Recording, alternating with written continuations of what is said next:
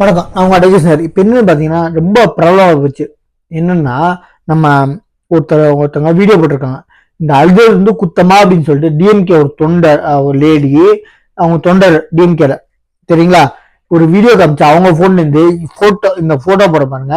இவங்க டிஎம்கே போட்டோவை அவ்வளோ கிளியரா இவ்வளோ பெருசா போட்டவங்க அந்த போன்ல ஸ்கிரீன்ஷாட் எடுத்து இந்த போட்டோவை அவங்க காமிக்கிற வீடியோவை போட்டோவா ஏன் பெருசு பண்ணி போட முடியாது? ஏன்னா அது உண்மை இல்லை. அதனாலதான் இவங்க போனை காமிச்சு இப்படி காமிக்கிறாங்க. ஏங்க இப்படி காமிச்சா என்னங்க தெரியும்? அந்த எவ்வளவு ஜூம் பண்ணாலும் தெரியாதுங்க. போட்டோவை ஜூம் பண்றதுக்கு நீங்க காமிக்கிற வீடியோ அப்படின்னு சொல்லிடுறீங்க. நான் என்ன சொல்றேன், ஏன் வந்து விஜய் அந்த இடத்துல நிக்கல, தப்பு விஜய் தான், அரெஸ்ட் பண்ணுங்க அப்படின்னு சொல்ற ஆளு கண்ணீர் விட்டதுக்கு காரணம்னா ஏன் வந்து விஷச்சாராயம் குடிச்ச இடத்துக்கு போயன்னு கேக்குறான். இங்கேயா வந்தேன்னு கேட்கல, யாருதுன்னு கேட்கல. அந்த இடத்துக்கு பல தற்கொலைகள் ஏன் வரக்கூடாதா, வந்த தப்புன்னு கேட்கலங்க. அத்தனை பேருமே அந்த விஷச்சாராயம் குடிச்ச இடத்துக்கு தான் போலன்னு சொல்லியிருக்காங்க. உடனே மேனிபுலேட் பண்ணி ஏன் இங்க வந்தான்னு கேக்குறீங்க? தமிழ்நாடு வெற்றி கழகத்தோட சப்போர்ட் பண்ற ஆளுங்களாகட்டும் தொண்டர்களாகட்டும் அப்படின்னா தற்கூறிங்களே இங்க வந்தன்னு கேட்கல, விஷச்சாராயம் குடிச்சு இறந்தவங்களுக்கு ஏன் போலன்னு கேக்குறாங்க. தெலுங்கு ஏன் வந்தன்னு ஒரு ஆள் கூட கேட்கல. நல்லா புரிஞ்சுக்கோங்க. அதே மாதிரி இந்த தற்கொலை இந்த இப்படி காமிச்சு இப்ப தெரியுதாங்க. நான் இப்ப எடுக்கிற வீடியோல இது மாதிரி நான் வந்து அதே போட்டோவை காமிக்கிறேன். போட்டோவை பெருசு பண்ணி போடுறேன். இந்த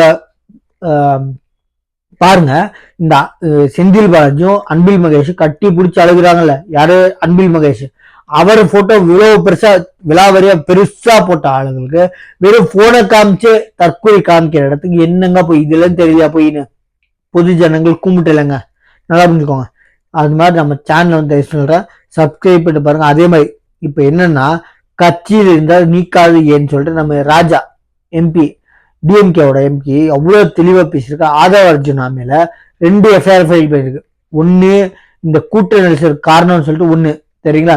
2வது எஃப்ஐஆர் சும்மா இருந்தா உருப்படி ஆகாது, போராட்டம் பண்ணாதான் தமிழ்நாட்டை முன்னாடி கொண்டு வர முடியும்னு சொல்லிட்டு ஒரு பதிவை போட்டு அழிச்சாரு. அது ஆதவ அர்ஜுனா. அவர் வந்து கட்சி யாரும் போய் போராடுங்கன்னு சொல்ல, போராடினா என்ன தப்புன்னு கேட்டாரு சரிங்களா. அது தப்புன்னு சொல்லிட்டு அவர் மேலேயும் 2வது எஃப்ஐஆர் ஃபைல் எழுதி வச்சுக்கோங்க. எலெக்ஷன் வரதுக்குள்ள 6 எஃப்ஐஆர் விழுகும். யார் மேல? கட்சி யார் மேல இருக்கும்? மொத்தம் டிவிகே தொண்டர்கள் மேல இல்ல பிரதிநிதிகள் மேல விஜய் மேல இருக்கும். நான் உழுன்னு சொல்ல, உழுகலாம். ஏன்னா 6 மாசம் இருக்கு.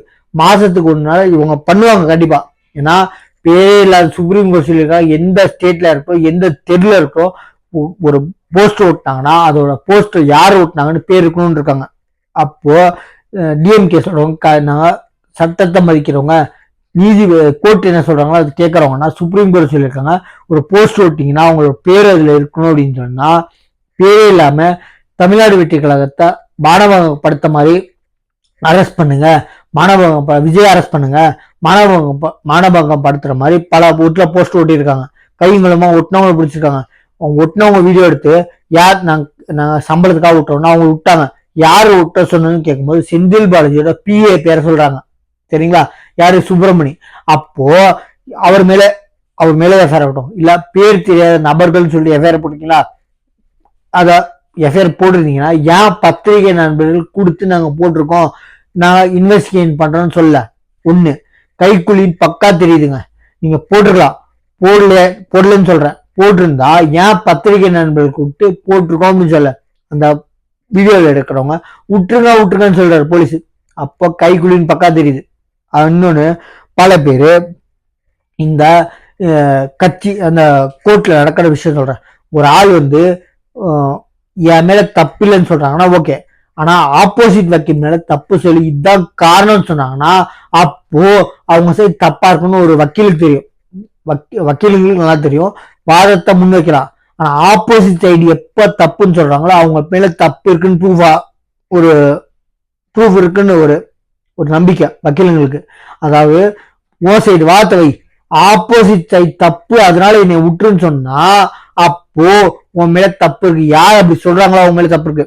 இப்போ யாருன்னா நம்ம மாம்பழ சின்னம் இவர் வந்து ராமதாஸ் வந்து அவ்வளவு ஆஸ்கர் அவார்டு அளவுக்கு நடிக்கிறாருன்னு சொல்றாரு. யார? நம்ம அன்பில் மகேஷ். அதுக்கு அன்பில் மகேஷ் எதிர்ப்பா எங்க சொந்த அப்பாவே இவர் மதிக்க தெரியல, இவர் பேச்செல்லாம் கேட்க முடியாதுன்னு சொல்றாரு.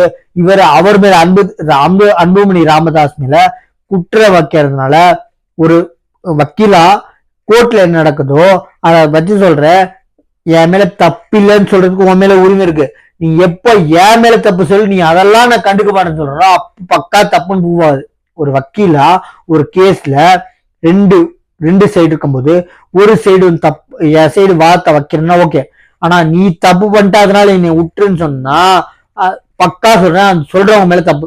அன்பில் மகேஷ் என்ன சொல்றாரு, இவர் அப்பாவே மதிக்க தெரியல, இவர் சொல்றதெல்லாம் கேட்காதீங்க அப்படின்னு சொன்னீங்கன்னா, அப்ப ஓ சைடு கூட்டுறத வச்சிருக்க நீ இல்லைன்னு சொல்லு, அதுக்கு உனக்கு உரிமை இருக்கு.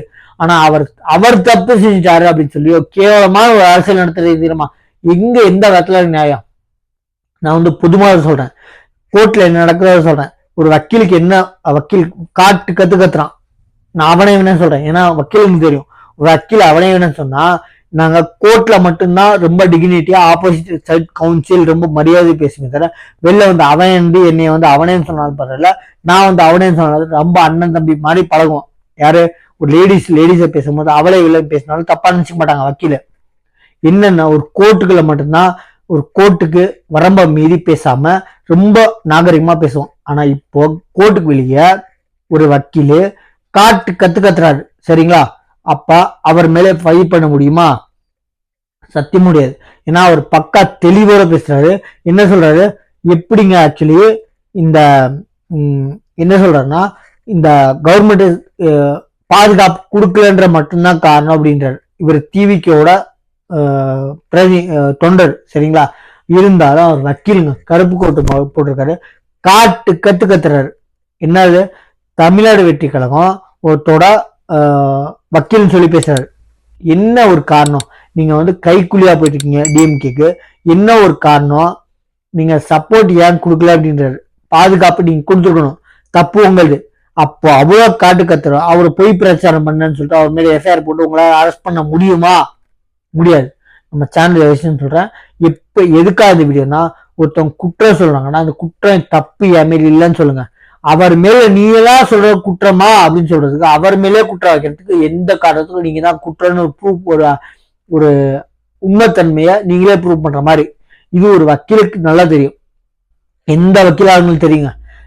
தப்பு இல்லைன்னு சொல்றதுக்கு உனக்கு உரிமை இருக்கு, ஆனா நீ எல்லாம் தப்பு பண்ணிருக்க, நீ எல்லாம் என் மேல தப்பு சொல்ற பத்திமா, அது மாதிரி சொன்னா அவங்க மேல தப்பு இருக்குன்னு எந்த ஒரு வக்கீலுக்காரங்களும் தெரியும் சரிங்களா. அதை வச்சு சொல்றேன், நம்ம சேனல் வந்து சப்ஸ்கிரைப் பண்ணி பாருங்க. தேங்க்யூ.